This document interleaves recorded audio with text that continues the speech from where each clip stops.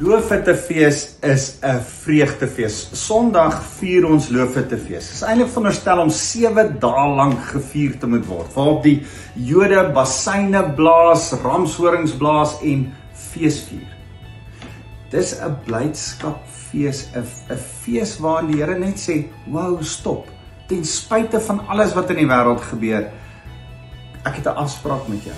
Ek het 'n spesifieke afgespreekte tyd wat ek saam met jou het, wat ek wil hê jy moet vreugde in kom vier." En dis wat ons Sondag kom doen tydens Loofhutefees. Ons gemeente kuier saam, eet saam en het net 'n fees saam.